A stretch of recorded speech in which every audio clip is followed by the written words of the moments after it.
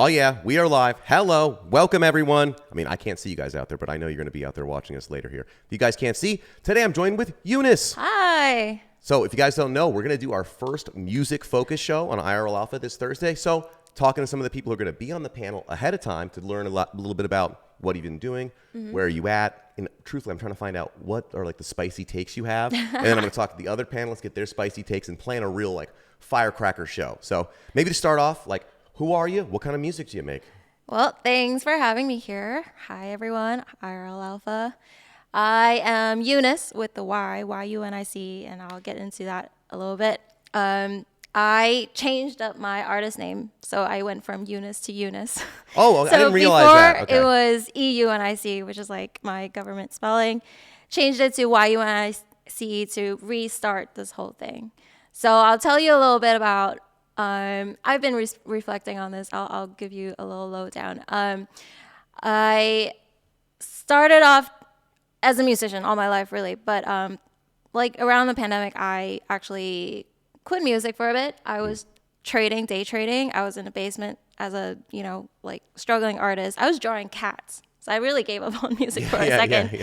I was selling cats on the street in Bushwick and also day trading, and then heard about Bitcoin and then started trading crypto and then went really full-time down that route. And so for a while, I dove down that rabbit hole of crypto and gave up on music. And coming back to becoming Yunice is because it's kind of like a signal of change, of coming back as an artist and revamping my music career. And the reason why I did that was because in a few, like I did well in crypto, and I started traveling around the world doing the, digital The degen degen stuff. nomad. I was living in Europe. I was, not counting pennies, like is what I'm trying to say. But like within a few months, like I basically lost everything. Like You wouldn't my be a real whole degen if life, not. yeah, my first round of crypto degen experience. So Nice. that was around April 2021 when bear market started coming in. And long story short, yeah, I lost my living space in Europe, lost my relationship, lost my portfolio, basically. I lost a lot of shit. Wait, so, what was the order though? Okay, because if you tell me it was you lost the portfolio and the relationship ended, that person was never there for you. Okay? oh God, it's pretty much all in one day. Like one day? Yeah, it was rough. It was rough. Basically, I moved to LA overnight with my bags and started off from the ground zero. It was really my friends who built me back up and took me in. I slept on a couch, on the floor. Like it went from like, nice hotels to people's couch. Like it really humbled me. And then I explored what it means to put music on blockchain. Because coming from crypto, I really didn't understand NFT, didn't care. I got rugged the first time I bought hype hippos. I'll Okay, call I them don't out right remember now. those, but that sounds like a rug. Yeah. So it took a while to kind of understand what it means to maybe put music out as NFTs. I started listening to Spaces on Twitter. That was new too. I started from like 100 followers on Twitter. And that gradually became like the birth of Yunice with the Y. And to start my music career back on, I went the Web3 route completely. So I haven't even released any of the songs that I've released. I've released like 12 songs, I think, on chain now, but none of them are on Spotify right now. So this coming week, November 11, marks the 1-year anniversary of me dropping it as an EP on Web3. And finally, I'm bringing it back to Spotify Web2. Nice. DSP. Yeah, I was gonna say you started off as a musician, then you stopped becoming a musician to become a degen, but then the degenning got too degenerate, which happens, right? And so then you had like, it's like a phoenix type moment of, okay, I'm gonna be reborn and I'm gonna go back to a musician, but that's where you went from the E to the Y. Okay. Yeah. So how long did you spend on like rebranding actually? Were you sitting there? Did you have other artist names that you were going to be, come on. I know there's some other name you have. Yeah, I mean, definitely. But Yunice with the Y definitely made sense because my Chinese name is Yun Yun, which if you spell it out is Y-U-N-Y-U-N.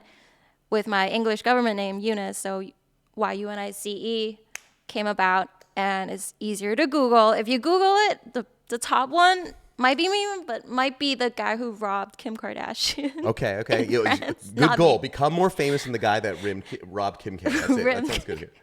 Yeah. I was going to say, SEO is important, though, too. I mean, it is part of being a Absolutely. musician. I have some Yeah. musician friends who are like, yeah, I'm going by Steve. And I'm like, Good luck. Steve the musician? What am I supposed to do here? So, Exactly.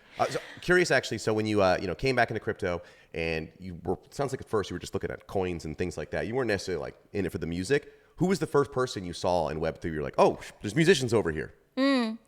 My first exposure, I think it was Tommy Danvers from England. Okay. He runs a regular space. So I started listening to what's going on there. And then, I recognized Beeple. So I was like, oh, Beeple's in there too. Yeah. And then kind of like gradually went in there and then noticed like Sound XYZ and Catalog, and they're gated. So I was like, ooh, I want to get in. Yeah, so Sound XYZ, I mean, they just raised $20 million from A16Z, right? Which is Let's go. Let's go. Quite a bit here. You've got stuff already on there quite a bit. Like, how'd you end up choosing them as a platform first? So what happened was, I went down the rabbit hole of research, moved to LA, and looked at what's music NFT. I found Venice Music. Nice. Shout out to Venice Music.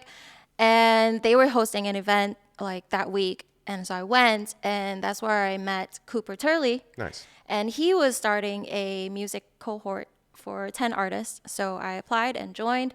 And after the cohort, we were, linked to Catalog and Sound XYZ. And that's how it all started. Wait, are you saying it was just one meetup? That was it? You just like, okay, I'm going to get in. Oh, there's a music meetup here in Venice. Let me go. Okay, cool. Now I'm in. I show up. That's good. Hey, That's my strategy. Yeah, that's good. Meet them in real life. Yeah. IRL. So you get the eye contact, the relationship, 100%. and trust. I just tweeted this yesterday from one of my music teachers, which is the world is run by those who show up. He told us that every day. If you were late for a gig, you don't get any more gigs ever again. Someone says, hey, they might need a backup here if you don't show up. So that's beautiful. But it really was that first time you walked in, how did you like feel confident to be like, hi, I'm back in the music now. Let me get in.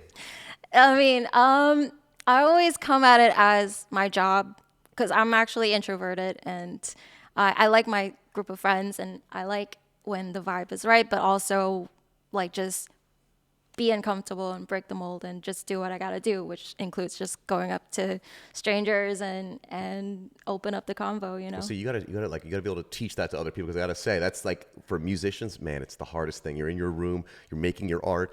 I want to tell people and show people like, what if it's not good enough? Oh, there's someone big, and it's like I feel like it's one of the hardest things about being a musician is putting yourself out there. It's strategizing, right? Because some artists, they remain anonymous or like. Yeah. Daft Punk, they're anonymous. So if that's your strategy, that works too. But otherwise, it's a lot of like just putting yourself out there.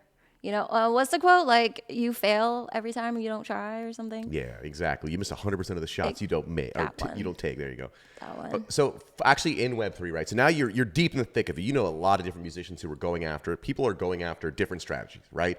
Like some people are saying it's going to be more about I'm token gating all my music. Some people are saying I'm going to take my songs and try and create variations of them for people so they're more involved. They're like, there's remix culture, all this. Like, what is the most exciting thing you are seeing in Web3? And then, like, I want to kind of know what's kind of the bullshit, right? What is your, like, who cares about that? What's the most exciting thing is, I think token gating too hard might work in reverse, like it backfire, because the community is already so small that, the more you token gate, the less, audience you're exposed to. I'm really impressed by the amount of visual arts that come out real quick, people who mastered some sort of AI technology or work, like find their visual partner that they can like make the music with the visual together at such a fast pace, if you're a visual artist, you vibe with my music, let's talk, because it's like finding a good partner. Totally. What's bullshit? I mean, clearly the small mints are very annoying. Like, what do you mean by that? The open mints that cost like 0.0 nothing. Yeah. It's a big risk for artists because, when we first started minting 25 version or 50 version, and we have a set quota of what we're gonna meet, it's a lot more predictable than having, open mint and for a small price, and then maybe not making the quota that you like the bare minimum. Totally, yeah. But there's always that risk, right? Yeah, you put your music out there. Right now on Spotify, I say, listen to my song. That's hard enough. Now we're saying, also set up a wallet and pay, a little bit of crypto real fast. And also there might be a time window or other things about minting it, which makes even more pressure. So yeah, the marketing strategy. I mean, we're all exploring, and I see some really good ones out there. Okay, name one. Okay, what's the good ones? Oh, just like artists with like a decent, not a huge following, but then all of a sudden they're selling out more than their following. I'm like, where did they even come from? Yeah, who knows? I mean, well, that's what we need to figure. That's what I want to figure out. It's like how do you get? That's always the problem, right? Since we're in Web3, if you're a musician in Web3, if you are putting something out, there's all the people paying attention to that little world, right? But there's really not anyone who's like, I got my ears to the street on rap. Let me check if the Web3 rappers got anything good, right? There, it's so isolated. So I feel like you're talking to this like smaller group of musicians, and so your job is like, I don't know, it's like with the good artists. The best way artists get big is they have a bunch of artist friends that then love them. It's like kind of similar here. Yeah. I think group projects are doing really well. Actually, we did a AI blend song recently. Okay, nice. With What does that mean? 14 artists. So 14 artists lending their voice and songwriting skills and using AI to generate a whole new voice to sing that song. So the song's written by human, but it's sang by an AI blend. Nice. So you're like okay, I like Beyonce for this range, but I need that upper from Mariah Carey. Boom, we got a Mariah Carey Beyonce. Yeah, exactly. Oh, that's really interesting. And they were meant like male voice and female voices mixed in. I gotta hear this. What is it? What does the voice sound like? It's like a what's it called? Like a tenor.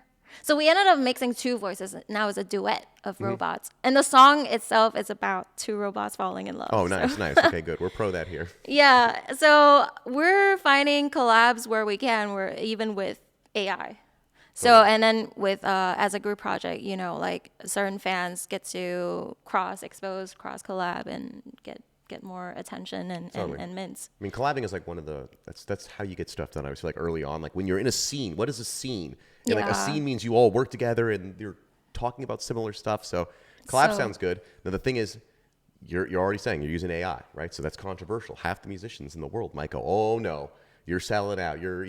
So when did you become comfortable even, embracing AI and releasing any art that is associated with AI? I've seen you do some visual stuff with it at least. Yeah, I mean, I like this project because at least we like the humans are still writing the song, and the humans are performing in it, and we're not doing the Little Mermaid. We're not selling our voice for 50% and then like licensing it forever. It's just a project experiment and 14 voices blend into one. It feels more comfortable instead of selling my soul into robot.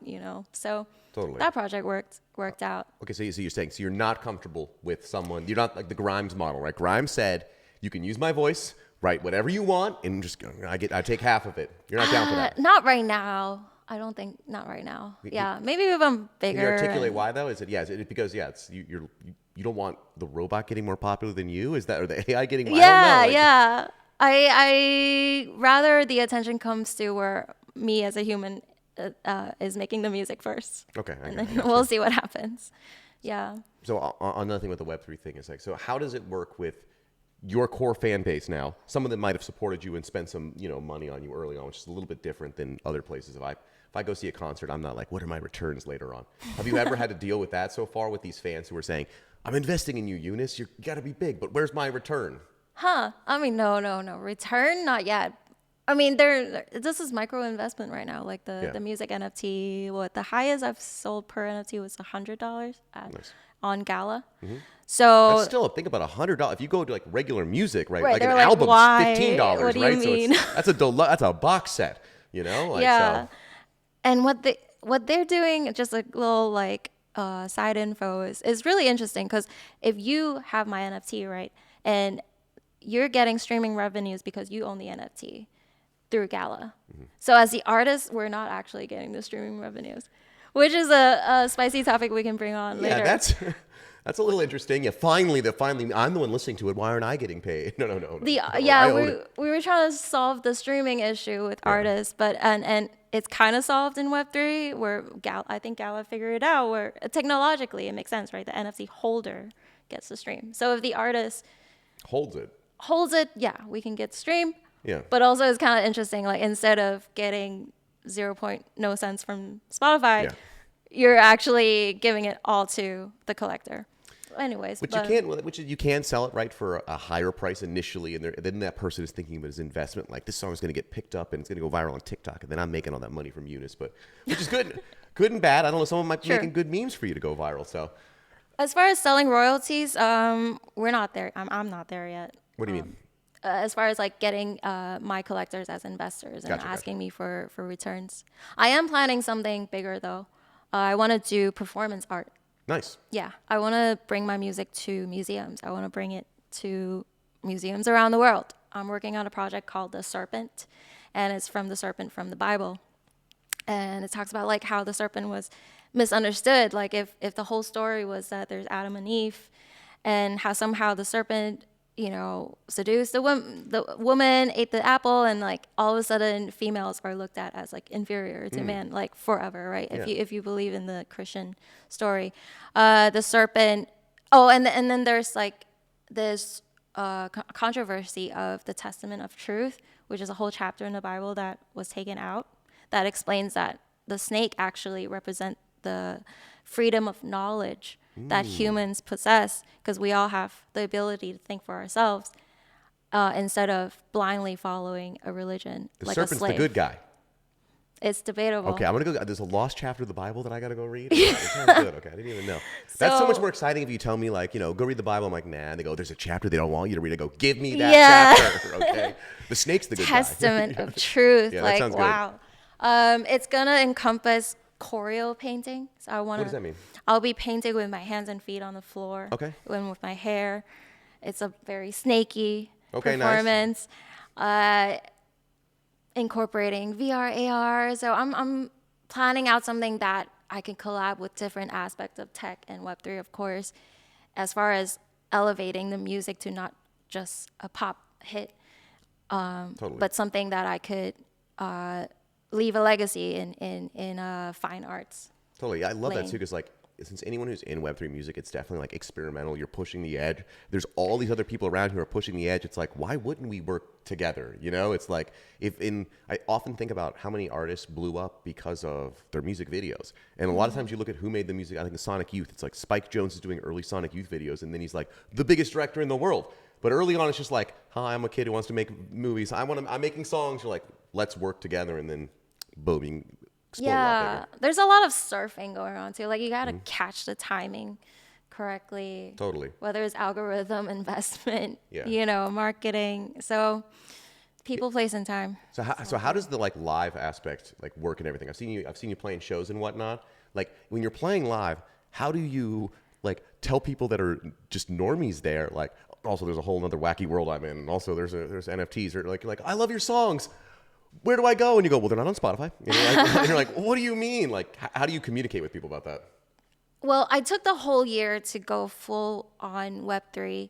Most shows I've made are Web3 related, and NFT NYC, NFT LA, etc. And I loved it. So I'm following my gut, where this is kind of my DJing side is like my roots, and it pays off, because I was struggling to get the attention I want in the Web2 world anyway. So I'm really embracing that I'm in Web3. As far as what I do, I mean, I onboard people just by posting my life. I'm not gonna chase someone down and explain to them, like, try to brainwash them into this cult of ours. Yeah. If they are interested, they will do the research and join or not. And so, yeah, that's my way of onboarding, is to let them FOMO in. Totally. Okay, I got you. I always say there is nothing worse than when someone tries and convinces you, right, of like, no, Web3, everything should be Web3. It's like, shut up, right? It's much better when you're like, well, it's really cool art. It's Web3. You're like, got him. We're like, that song's good. Like, it's Web, Yeah. I think, it really takes, like, you gotta be full time to be in Web3. I don't know. Maybe not. Maybe it's just the art thing. Well, I think if you're trying to be an artist, you have to be full time. Would you agree on that at least? So if you want to make it, I feel like a musician, an artist, anything, you do have to be full time.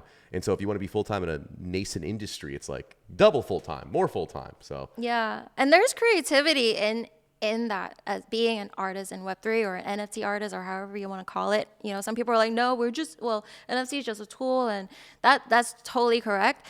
But think about it. You can make a dynamic NFT, you know, and find ways creatively to make that work. totally. You know?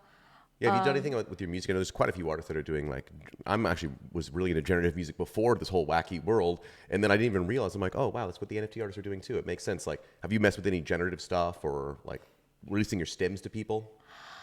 I'm planning out something. I've done a remix contest before, and I'm gonna continue to do stuff like that. It's just the amount of attention. You know, I'm harvesting the attention onto one thing at a time. So right now I'm focused on releasing all the stuff on Spotify. Gotcha. And yeah, and the headache that comes with that stuff. You know, it's Yeah. Oh yeah. an investment. Like you 100%. talk about gambling in Web3, like Spotify is. It's the same way where you're just throwing marketing into the ocean and see what happens. 100%. And also like it's so frustrating. You know, used to work at Spotify accidentally, right? So. Oh no, I didn't. But accidentally it happened. that happens. You know, it happens. You're all of a sudden in the belly of the beast here. And then I remember I was like, you know, trying to like learn more about how everything works in their business and whatnot. And I had complaints about the algorithm.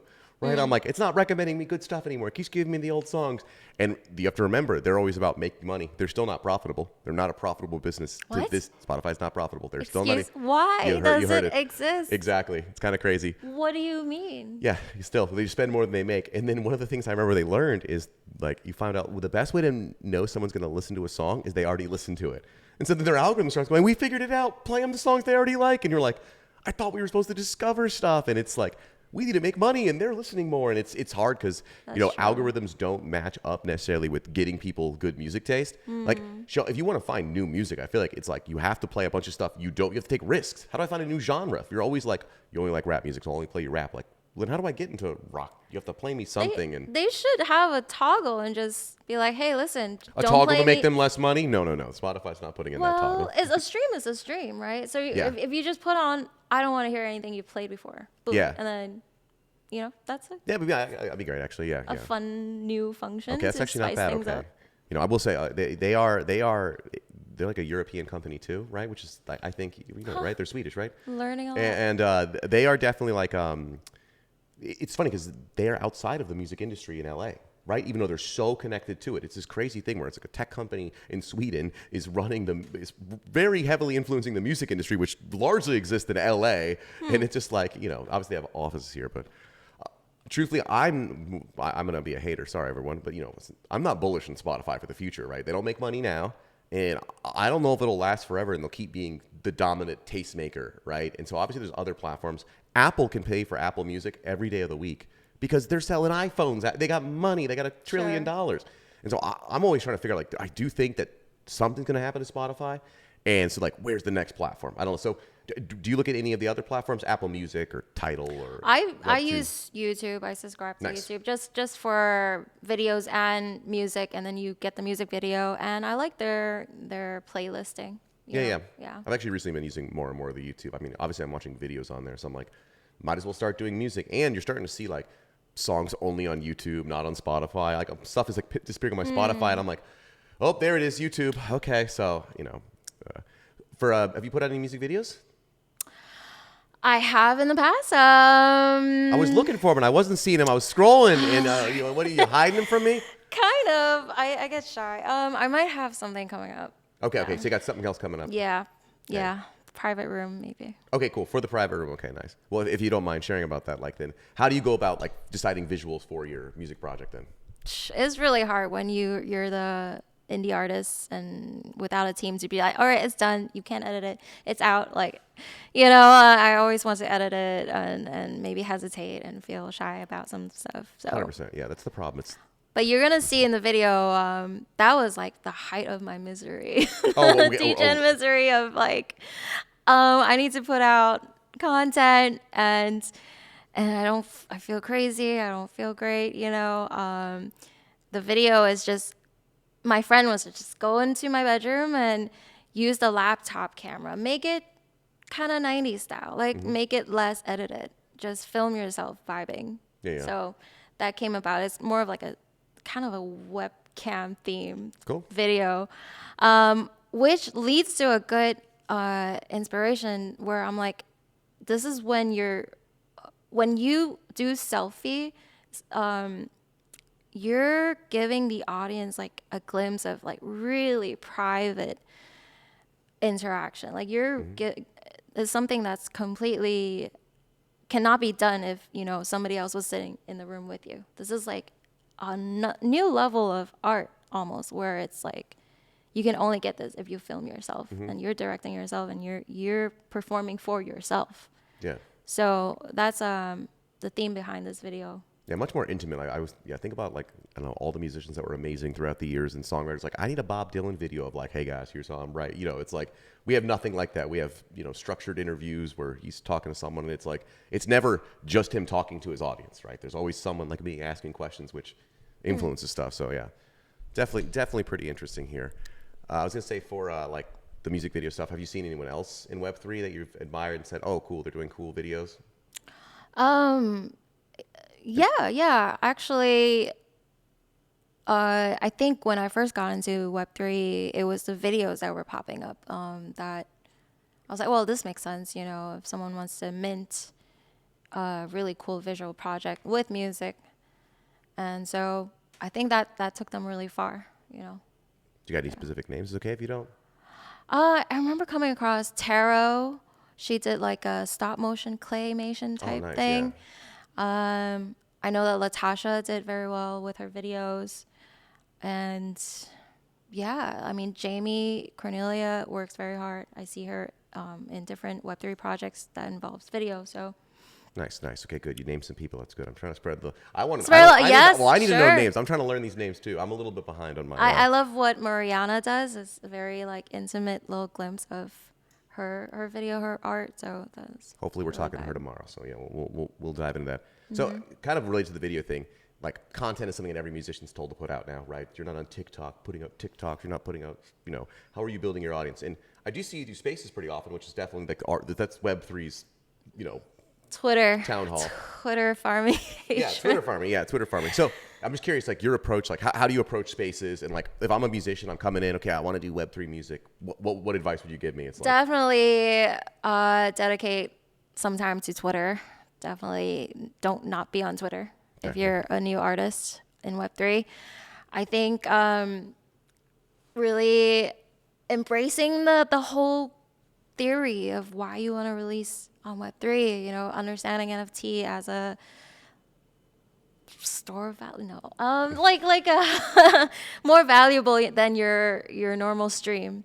How do you market that piece? So how did you feel comfortable, like when you first started? Were you just lurking on Twitter first, or right away you were like, oh, people are talking, let me in, let me up? Yeah, I you know, it's sometimes I hesitate to go up, but I'm just like, ugh, just press it and see what happens, you know. Oh yeah. And again, it's just meeting people in real life, going to these conferences, going to your audience. And I personally enjoy crypto related conferences, so you know, I reminisce the bull run, I guess. That's what we always do every time. Remember we were gonna have Lambos? Oh yeah. I remember the show was like completely obnoxious. Yeah. No, we're back in the bull, okay? Right? Come on, we're back, right? Yeah. Okay, it's been 2 days. All right, okay, I swear. Yeah.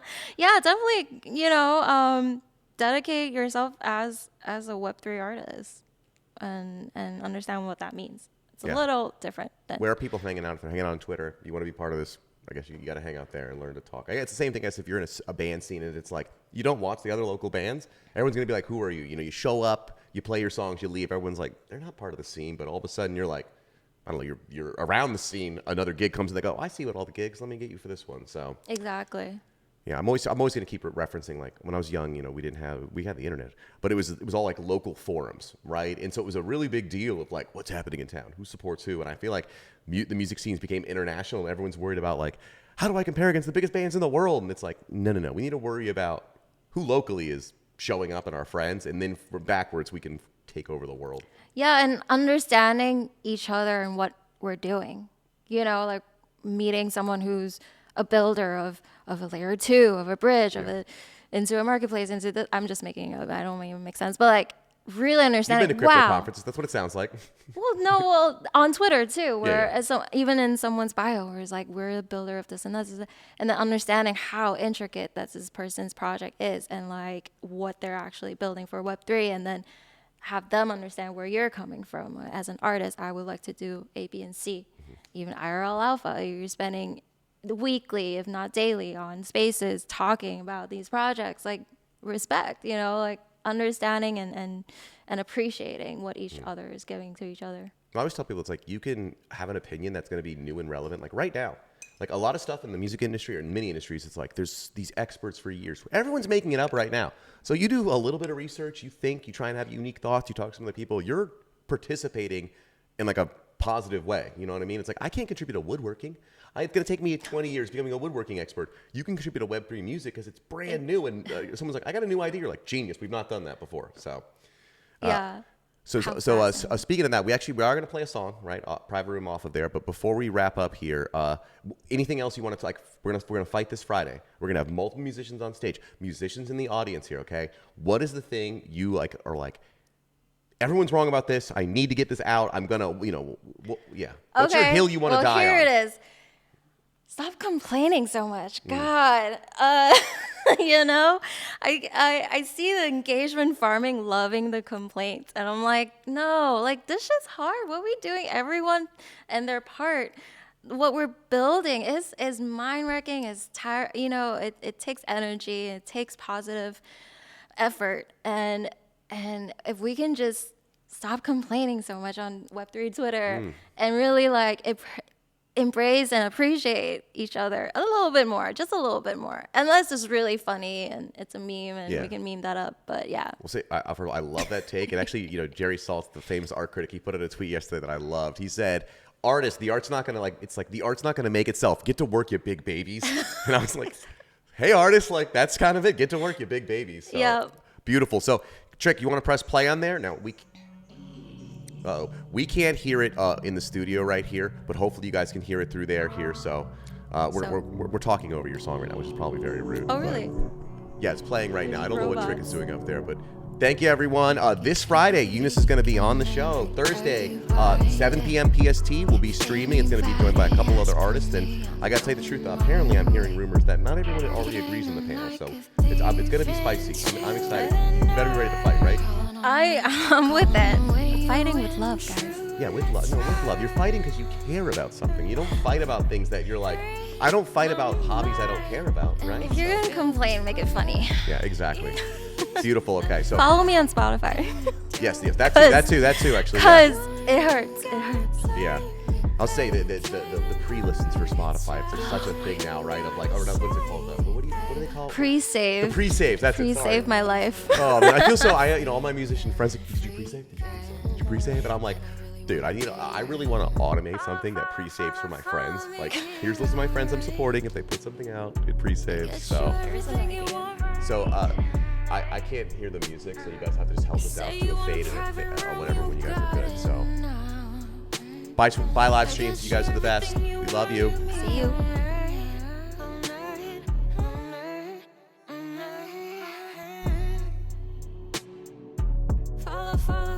Follow me here, right? I guess you're everything you want. You say you wanna